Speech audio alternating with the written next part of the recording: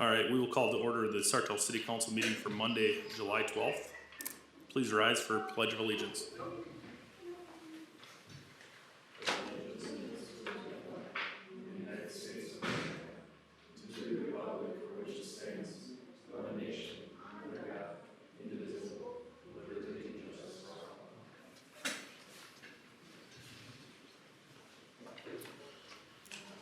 All right, first item on our agenda tonight is agenda review and adoption. I'd look for a motion and a second to approve the agenda. I have a motion and a second. All in favor signify by saying aye. Aye. Opposed? That carries. Open forum public comment. We do have one signed up for tonight. Reminder that when it's your turn, please step up to the podium, state your name and address, any affiliations that you have, and you'll have 3 minutes, and we will have to stop you at the end of 3 minutes. First up is Peter Wilson. Hi, thank you. Can you hear me okay? Yep. Good. Thank you for having me here. Appreciate it. I want to speak on two things, but first I wanted to, again, give my support to the local police. I think they do a good job. I think it's a very safe city, but in higher value than that even is the fact that they're local and we don't have a national police force. Having been in countries where that was the case, I think this is a far better way of doing things. Being a proud member of the John Birch Society since 1981, again, that has been a big component of their agenda. I live at 1108 Celebration Drive, Sartell, Minnesota 56377. One thing that I want to touch on, two things. I will touch on them to a greater extent going forward.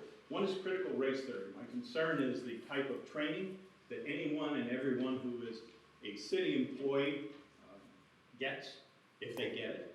And the second thing is my concern that people know or understand what training has taken place in addition to who has gotten the training. I hate to go back in history, but let's talk about Nathaniel Hawthorne and the Scarlet Letter, the book that he wrote. There was the A for adultery. I think what we need to do here, potentially, and I don't know that you can force it, but I would recommend talk about it, is you put a letter, and basically like on a military uniform or something else, it's basically a R for racist training.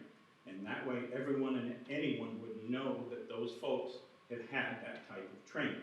That doesn't mean that they will agree with it, but at least that you will be able to identify them. Again, having been aware of the League of Minnesota Cities and the racist training they did over there a couple years back when they were in town, I think that's important.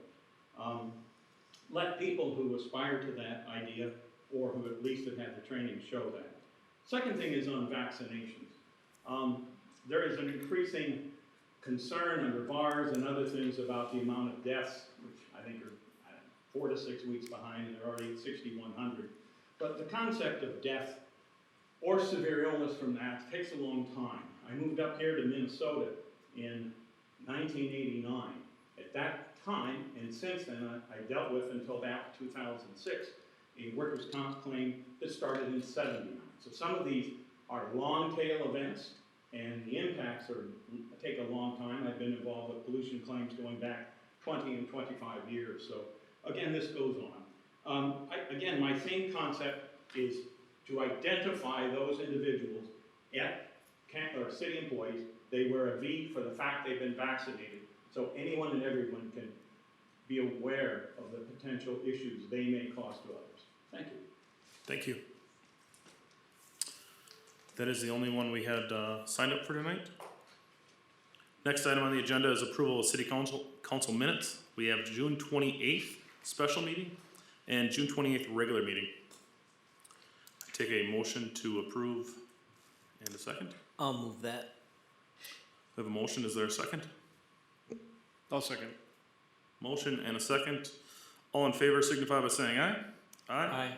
Opposed? That carries. Consent agenda. We have items A through G. Are there any that would like to be pulled? Otherwise, we can take them A through G. Seeing none, I'd look for a motion A through G. I'll make a motion. Is there I'll a second. Motion and a second. All in favor signify by saying aye. Aye. Opposed? That carries. Next up is our public hearing. We have Prizer Enterprise preliminary and final plat.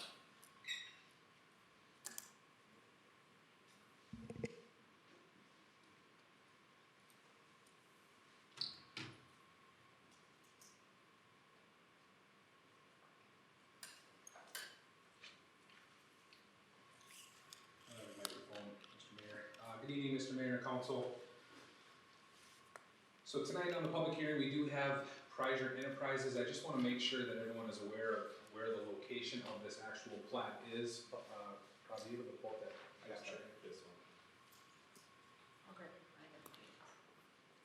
So this is a lot located just to the north of G. Allen's, or to the, to the west, northwest, or directly abutting Sartell Motorworks over off County Road 1 in the intersection of Highway 15. So if we're familiar with the conversations that we've been having of Prizer property included, with the plat that is going to be called River Crossings, or there's been conversation around that, that is across the road from this location. So this specific plat is property located across from that, so on the southwest side of County Road 1. Sartell Motorworks was previously platted JK Estates, and with their larger lot, they have proposed to the city to replat the specific area into two different lots. Lot 1 would be where the current building is now, and Lot 2 would be the open space, which I believe was intended for a commercial construction site. Future land use and current land use is commercial business for that specific site. So the owner, Adam Prizer, the property owner of Sartell Motorworks, is looking to submit this plat as a new plat from JK Estates into Prizer Enterprises as one block and two lots. Anna, can you bring up that other plat real quick? I don't need that one, correct. So this will give a little bit clearer visual. Existing building to the right, new lot to the left. So to the right would be west, left would be to the east. So the darker shaded in area is an existing lot that would stay or remain the same. There is a shared driveway directly to the top of that page, right where the darker shaded gray starts and ends.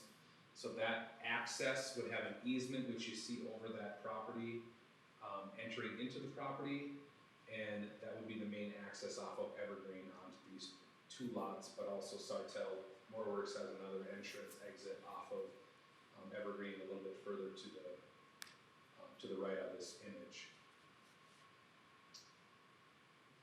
There is not a lot of comments for engineering or public works at this time, as well as community development, other than the simple fact of what our setbacks for current zoning would be, until they would decide to finalize this process and propose a building on that site is when we would have additional comments that would need to meet our city zoning code, as well as all of our engineering, public safety, and public works comments. Any questions for staff on this plat? Council, any questions? One question I have is, today as one lot, seems like they're meeting zoning standards with impervious surface. But if you break off that undeveloped area, the rest of it, my recollection is it would be just all asphalt, right? Wouldn't that be creating a non-conforming? There is green space towards the cul-de-sac of that property. There is also some other Okay. smaller areas of green space. They have a minimum requirement of 20%. Okay. And as far as I understand, there's potential for some of that tar to be removed as well. So that it would need to meet. So by splitting, the individual parcels would still be held to the standard, or do we just create a non-conforming, I guess? I don't have that exact answer to what the percentage is in front of me right now, unless they're in our comments of engineering. But I can bring that forward, and if adopted as tonight, it would be non-conforming, correct? Okay. And do we know the intent to split it or That primary, the split of that property would be my understanding of selling that lot 2 for another form of commercial business use. okay. So it's, sorry, I'm just, we've dealt with it in the township a lot of just, I guess, changing the lot lines. Is that essentially what we're doing here? Or he talked about block 1, 2 lots. Is there should we think about that differently than, all we're really doing here is changing lot lines, right? Essentially, Or creating a lot lines? from a staff level, if they chose as that lot owner, if they chose not to replat this, to change the plat name, it would have been an administrative subdivision split, which would have went to a staff level, which per our city code does not bring to a council level. So really what they're doing is just splitting their lot in half, which is a pretty common practice with property owners that have similar lot sizes where they're oversized lots. Yeah, okay, that's, I guess probably the basis of what I was trying to ask is, why isn't this done at a staff level, but they're trying to do it a different way? And we brought that forward. Okay. Primarily, one of the reasons I believe was to remove it from the JK Estate plat, and replat it to Prizer Enterprise. Okay. Which also creates confusion because Prizer Properties is directly across the road. Yeah. Sounds good. Seeing no other questions, we can open the public hearing. We'll open the public hearing. Anyone wishing to testify on Prizer Enterprises preliminary and final plat, please step forward.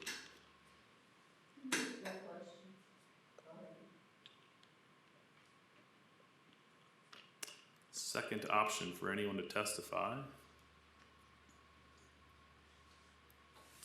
Third and final call, anyone wishing to testify on Prizer Enterprise preliminary and final plat.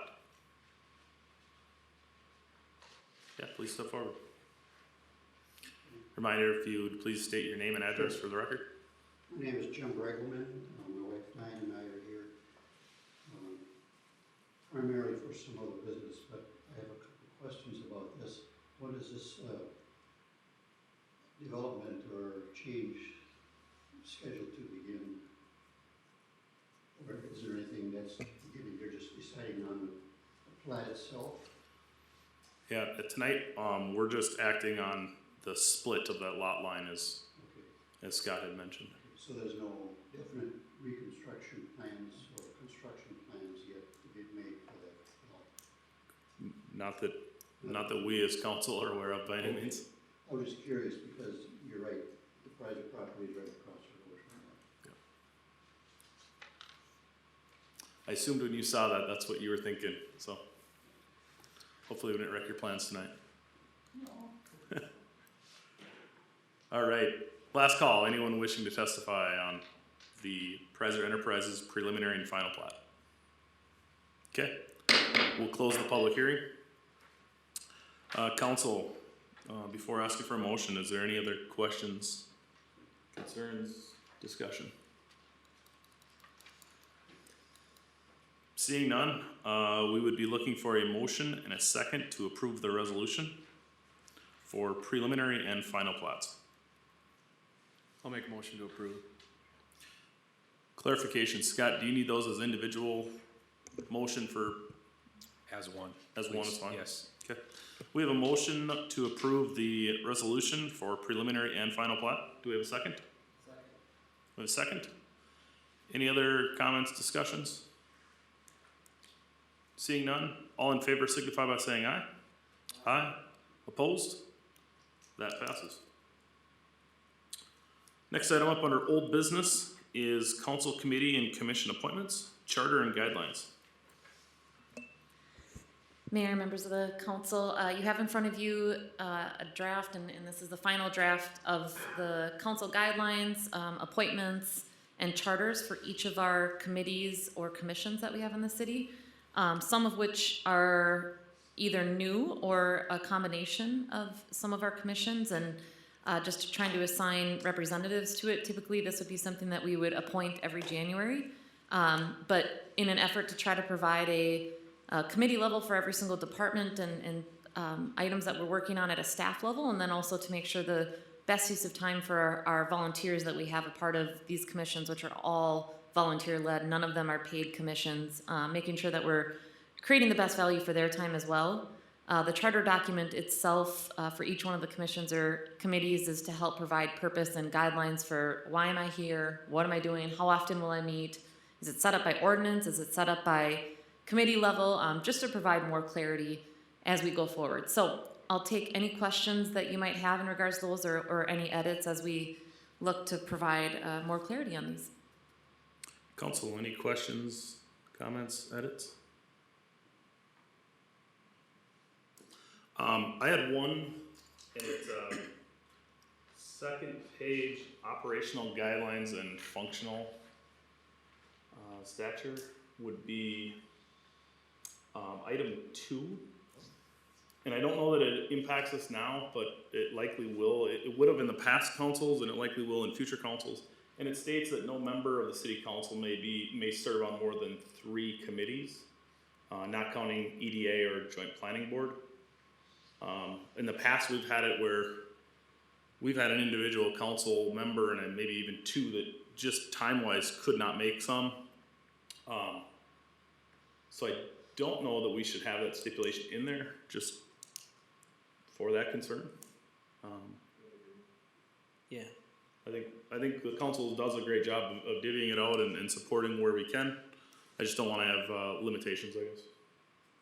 So that'd be the only thing I would recommend, probably just scratching that item out. Yep, absolutely. We can just item 2 there, just scratch that out. And honestly, we've, as Ryan mentioned, it's difficult to attain that.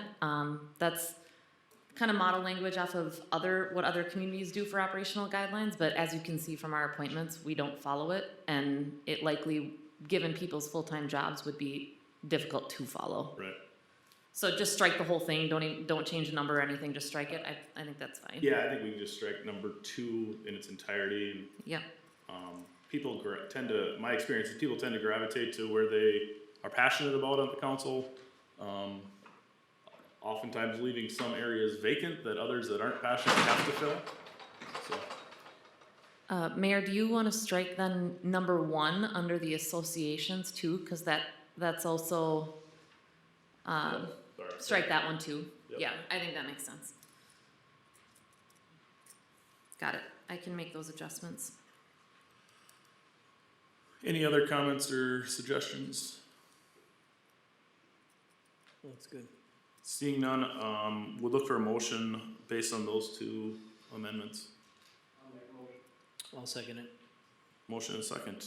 All in favor signify by saying aye. Aye. Opposed? That carries. Setting a record tonight. It's up to April. Oh. Next up is Scout and Daler feasibility report. I'm too excited. I think I saw 80 pages here. 2 seconds a page. Mayor, members of the council, I'll do short feasibility presentation for you, and then the Scout and Daler feasibility will get for your consideration along with setting the preliminary assessment hearing. So the project location we're looking at is in south end of town, so it'd be constructing new roadways, Scout and Daler Drive and a small portion of 19th from the existing Scout Drive over by the Coburn's development over to Connecticut in the Mid-Tech area. So the project scope, as I mentioned, it'll be new construction of a 40-foot wide urban roadway. There'll be 2-foot shoulders, 2 12-foot drive lanes, and a center 12-foot turn lane. The design will meet 30 mile per hour speedway, but in talking with our transportation department, planning to post it at 30 currently. There will be sanitary sewer improvements, water main improvements, storm sewer, stormwater treatment, and then as alternates to the project, there is a trail option and then also a lighting option. Project schedule, presenting the feasibility study tonight. If you approve and set the preliminary assessment hearing, that would be August 9th. We would submit to MnDOT for approval July and August, bring the final plans back to the city in August, and then start the bidding process with hopefully some construction starting this fall, some dirt moving, but a majority of the construction happening in 2022. The street construction, as I mentioned, 40-foot roadway for Scout and Daler, and then the 19th road section would be match what's out there currently, 2 12-foot drive lanes, and then 6-foot shoulders. And then you can see the trail option on here as well, 8-foot boulevard between the road and the trail, and then a 10-foot trail. 19th would have sidewalks on both sides to match up with the existing roadway there today. This is visually the street and storm. Red on here is the storm sewer, and then ponds are outlined, and the gray shaded area is the proposed roadway. There are a number of future road connections being planned for, along with utilities. Just kind of go through this. So Scout goes from the current Scout over to Leander 50th, and then Daler from Leander 50th over to Connecticut. Storm sewer system, about 4,600 lineal feet of new storm sewer, 63 new structures. There'll be 4 treatment basins, and all of the basins in storm sewer will outlet to an existing trunk storm sewer that currently runs from Lake Francis to the Mississippi River over by Highway 15. Estimated cost of storm sewer improvements is $751,000, roughly. Water and sewer improvements are being proposed, both water and sewer trunk mains going from existing Scout over to Leander 50th, and then from Leander over to Connecticut, there's existing sanitary sewer, so we'll be connecting in some future stubs utilizing that existing sanitary that's currently there. So there'll just be new water trunk main in that area. Gravity sewer from Scout to Leander, as I mentioned, accounting for a number of spots to be stubbed out for future development. About 450 feet of new gravity sewer, of 8-inch gravity sewer, 2,400 of 10-inch, and some small segments of 12-inch and 30-inch to connect into the existing systems. 13 new manholes, sanitary sewer estimated at just over $300,000.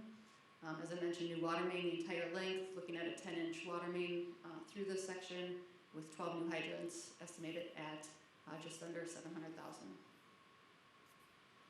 Easements, we will need to purchase road easements and also utility easements for this project.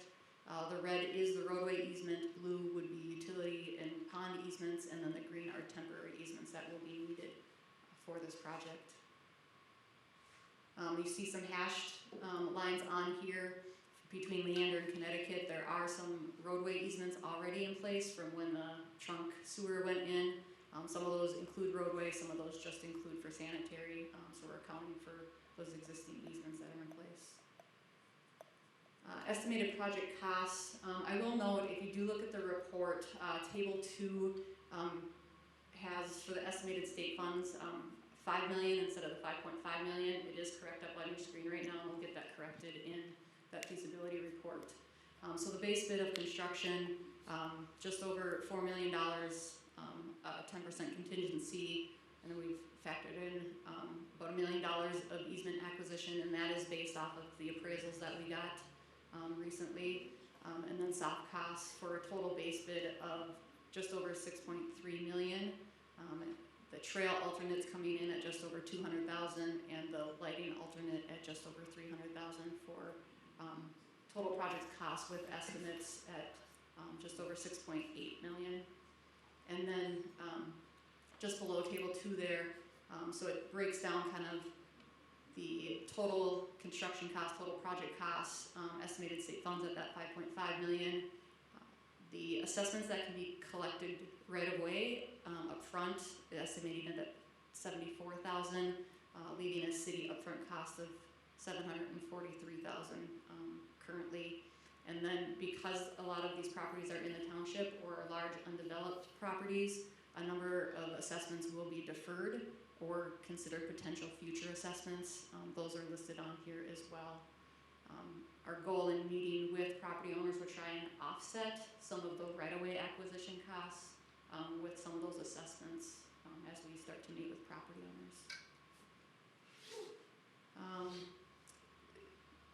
this is probably hard to see, but these are the estimated assessments. The reason I wanna show this is I've got two properties, highlighted at the bottom, that the appraiser included in the assessment roll. These two properties are, on the far east end of the property. We need, some right-of-way from them in order to do ped ramp improvements, and so because we were acquiring right-of-way, they also include them in the assessment, but we're gonna recommend not assessing them, as we don't feel the benefit is really there for those properties, since we're only getting the right-of-way for those ped ramps. So plan not to include those two, would be our recommendation, but I'd like to get council direction on that. With that, I'd be happy to answer any questions that the council may have. Council, what questions do you have? I have, just one about the barn location and, we're moving around it, it's not being affected, the round barn? Correct, so the project does not go onto their property at all. They will have a potential future assessment, I believe. I'll have to check, either deferred or potential future, deferred there in the city. So not impacting the round barn at all or going on their property, but they will have a deferred assessment.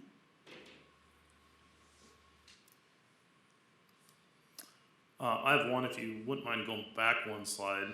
So you talk about taking those two off at the bottom, which gives us, call it $20,000 almost, I guess. So we're actually looking at 54,000 instead of 74. Correct. Okay.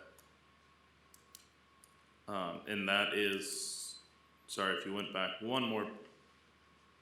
There you go. Yep. Thank you. So just math wise then, second table, that's a 54 instead of a 74. Right, if the council agrees that to take those off the assessment roll, correct. And then timing of this,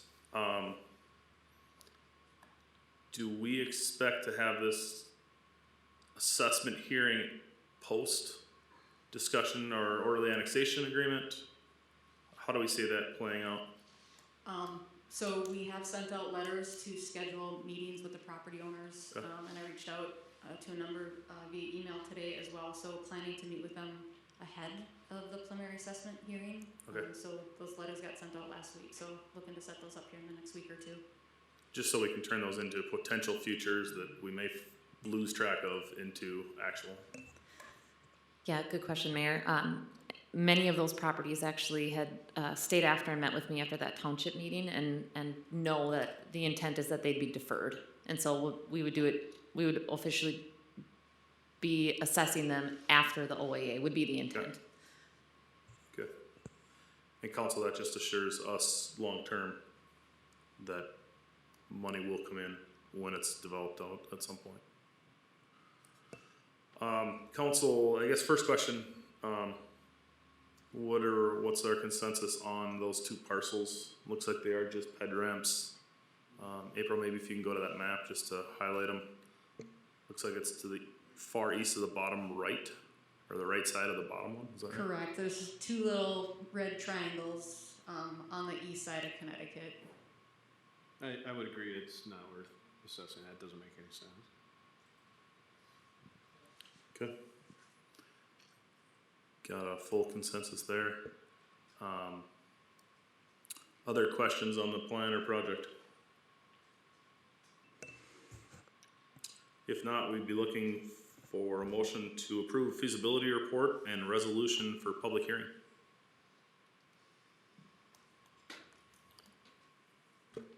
I'll make a motion to approve. All right, motion and second. Any last questions? All in favor signify by saying aye. Aye.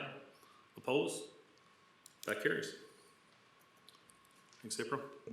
No new business, department reports. Please.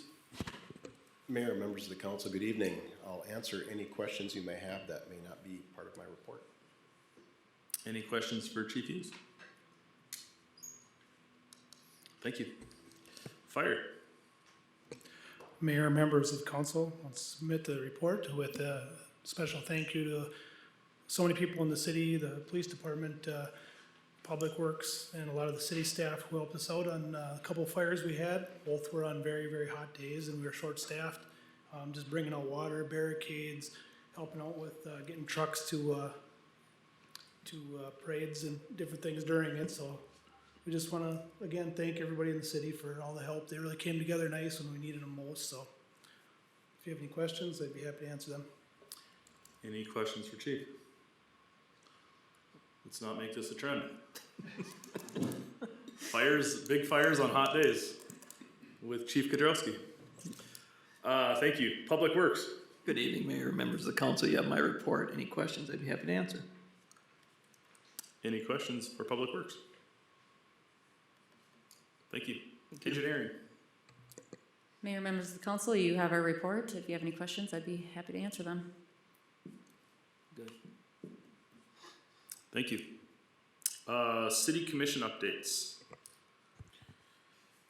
Mr. Mayor and Council, I'll just provide a quick update to that. So per our previous meeting and conversation around having a representative from Planning Commission, Economic Development Commission, or any other commission to do a report, I did update the Planning Commission as of our last meeting with the intent of more conversation at a following meeting and hopefully sometime this fall to kind of start a recurring visit to the council meetings to provide an update from their level.